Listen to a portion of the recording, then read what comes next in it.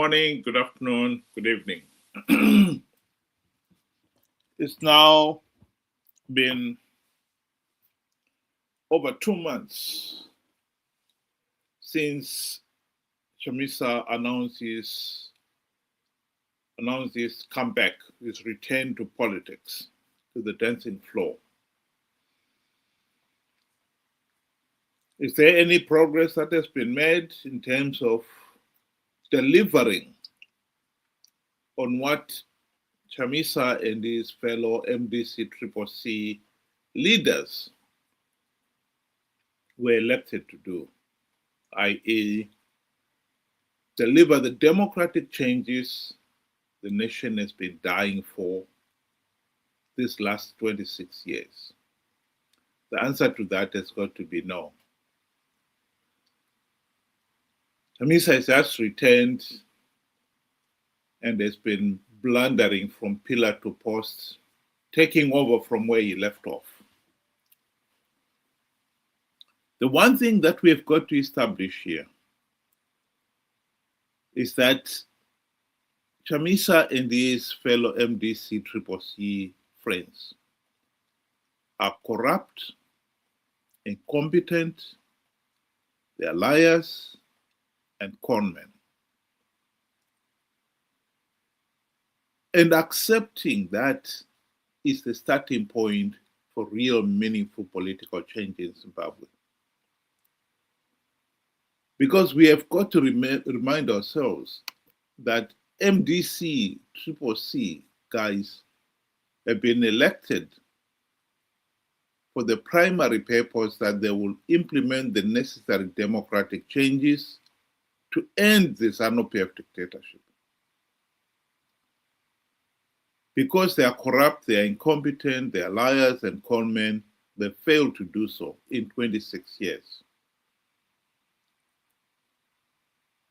And we are not going to get away with that one. Welcome to the program, Ben. Good day to you and good day to our viewers. Thank you for joining us.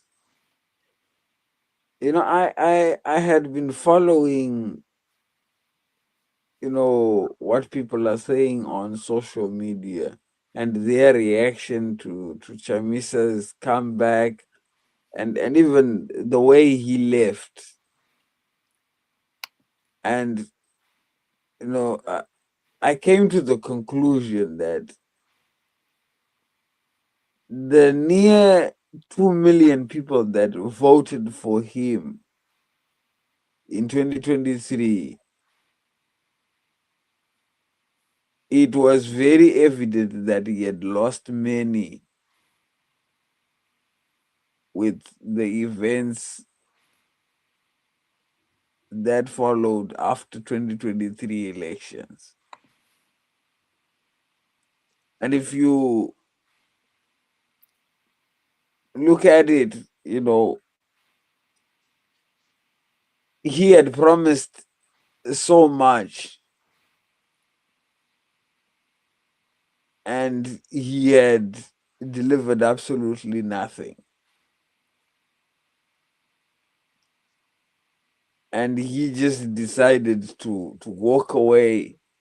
It's happened before, with the same opposition outfit, just a different name, but it's the same opposition outfit, where they have given so much hope only to let down the people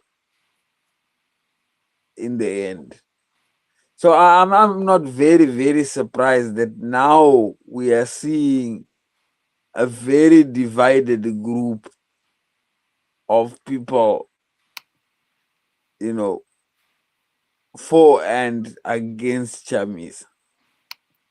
And I can say, and the way I'm looking at it, it's pretty much evenly matched. So we are looking at a big fallout from that near 2 million.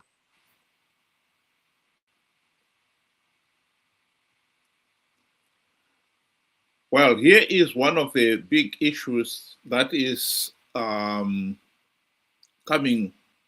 in the pipeline. to derail Chamisa? The account, which is after elections. All along, there was no any other account. There were accounts, several of them. President Chamisa, I'll tell you, he has got an account.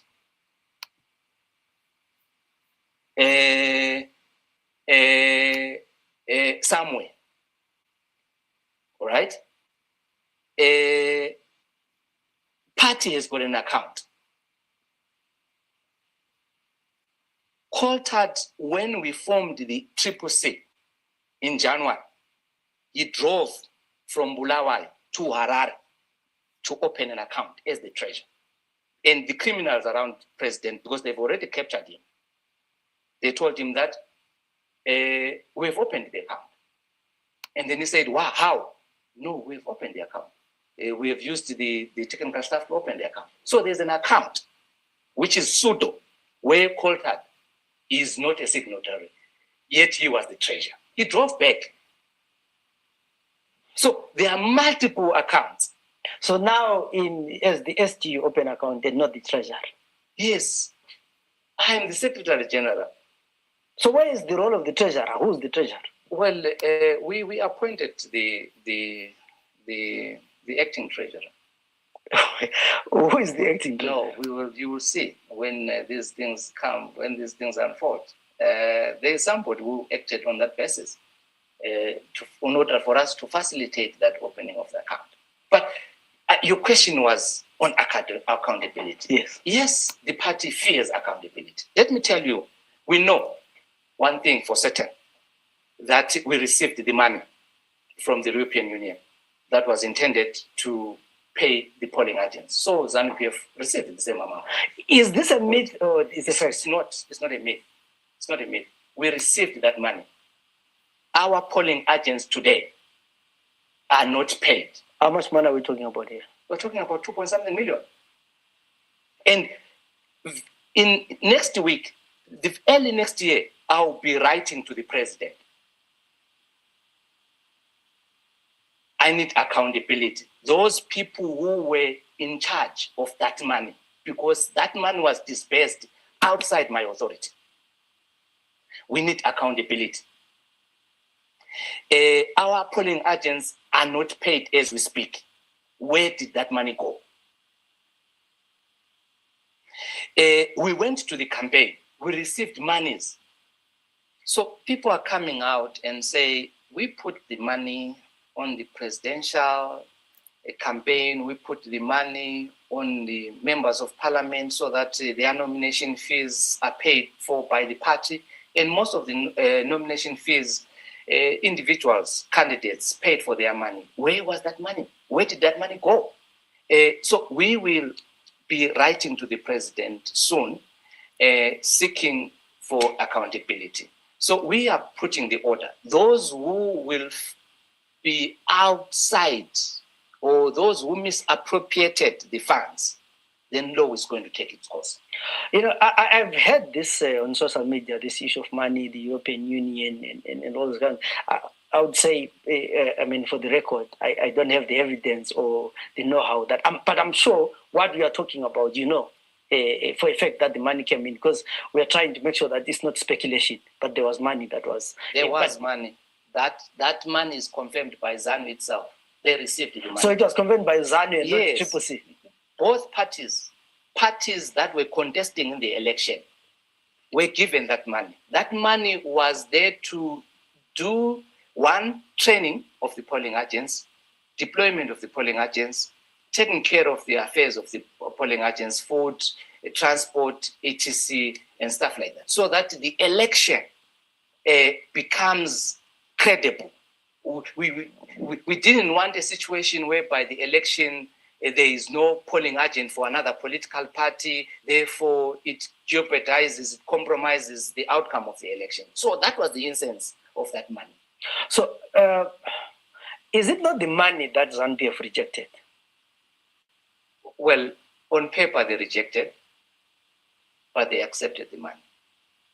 So in your party, who took the money? This is where we are. This is why I'm saying we need to establish who received that money.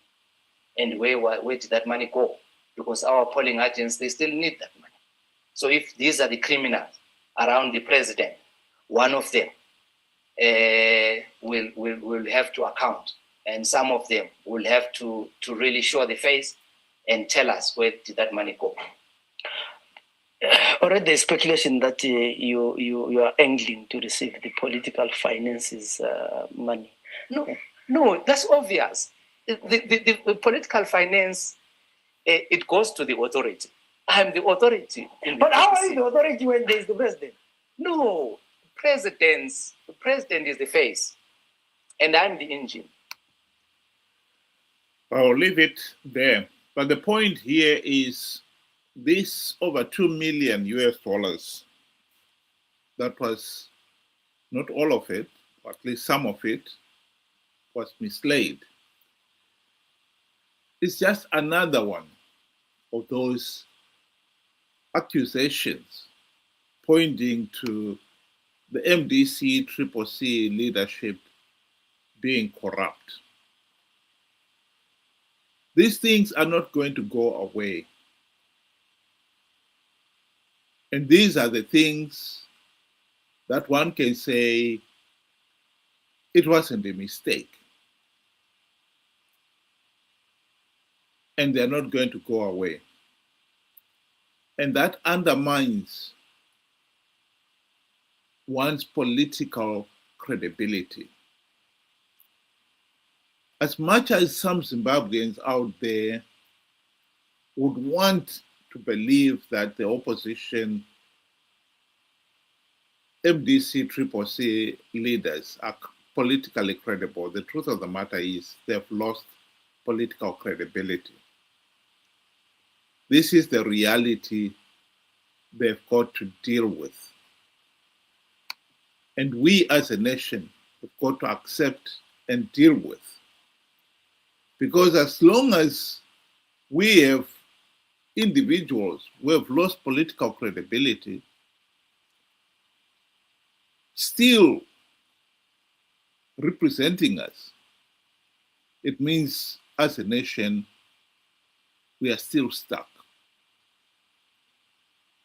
I've said on this platform, and I'll say it again, the MDC CCC leaders had the golden opportunity to implement the democratic reforms during the GNU of 2008 to 2013. They failed to implement even one token reform. And at that point, alarm bells should have started ringing in the people of Zimbabwe's heads. There were no alarm bells. And now, decades down the line, we find they're still continuing to blunder from pillar to post. And we are the ones who are paying dearly for all this blundering.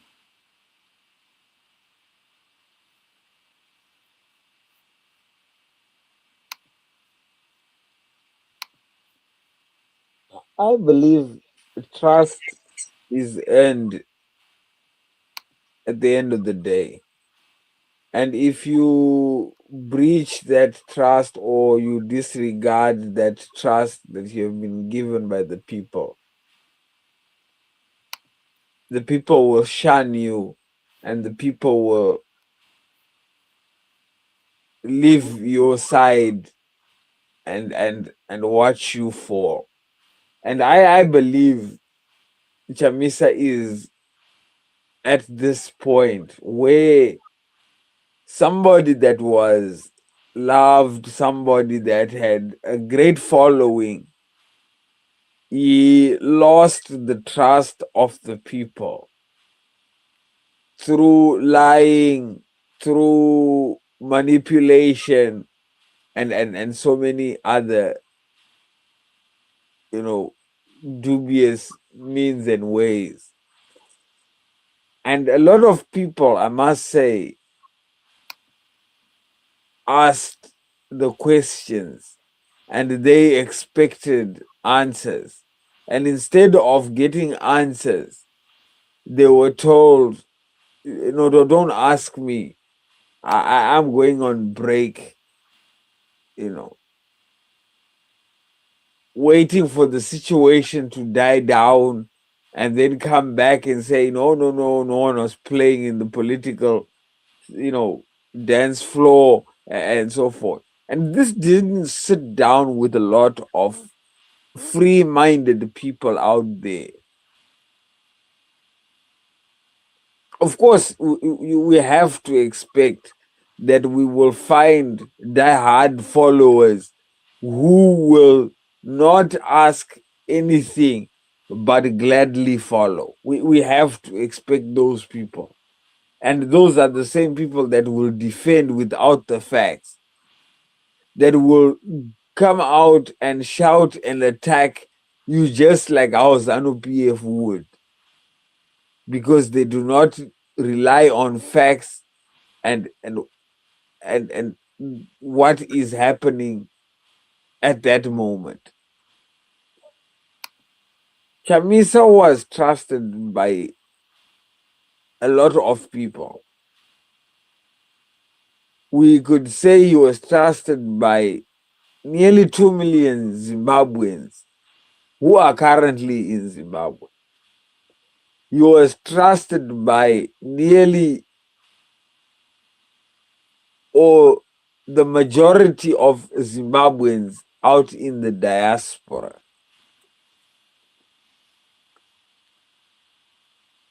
They trusted him with finances, with goodwill, that he would, do the right thing and use finances properly. Just like what, Chabangu there is saying. And I believe him.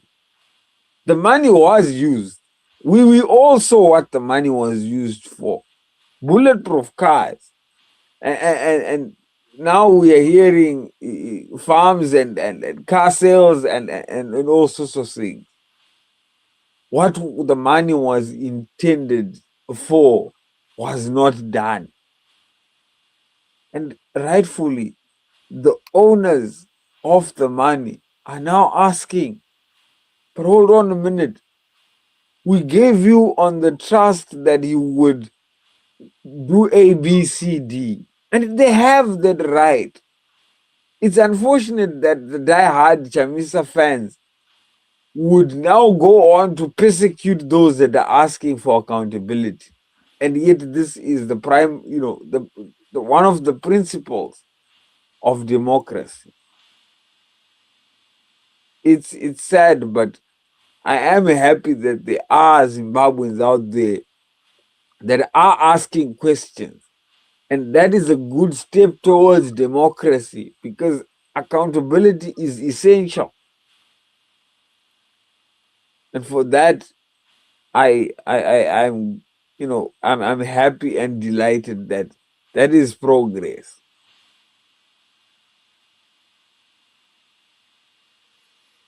Well, I'd like to relate this issue of MDC Triple C being corrupt, incompetent, liars, and conmen, who have failed to deliver meaningful change, and that they are not going to do so. If you look at the present situation, ZANU PF has thrown on the political stage this constitutional amendment number 3.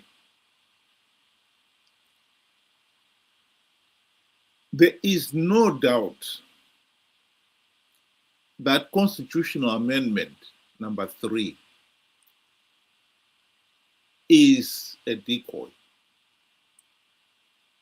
ZANU PF does not want the people of Zimbabwe to talk about the 2023 elections and how ZANU PF blatantly rigged those elections.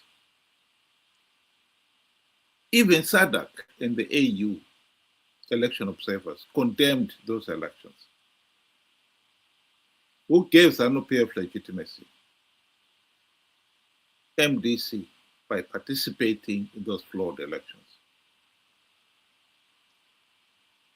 I believe MDC people have taken up this constitutional amendment with either the same naivety that they don't see it as a decoy, or they see it, but they are once again taking advantage of the people. Because many of the ordinary Zimbabweans out there, they do not see this as a decoy. Here is Tendai Biti commenting on this very issue of this amendment. That is to say, 2/3 in the National Assembly and 2/3 in the Senate. It must then go to a referendum, because it is a bill altering term limits in the country. The referendum is a simple process, Baba. The referendum simply asks whether you are saying yes or no. Because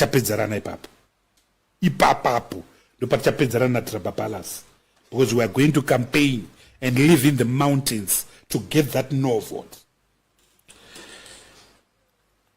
There's a second problem. I'll leave it at that. The most important point here, 2 points actually. First of all, Tendai Biti is now saying to the people of Zimbabwe, he's willing to live in the mountains to make sure that this amendment does not go through. I take you back to the 2008 to 2013 GNU. If the opposition had implemented the democratic reforms, which they should have done, and made the best of that opportunity, then Zimbabwe would not be in this mess. So we are looking at the same leaders who had 5 years to implement the democratic reforms. They failed to submit even one reform proposal in 5 years.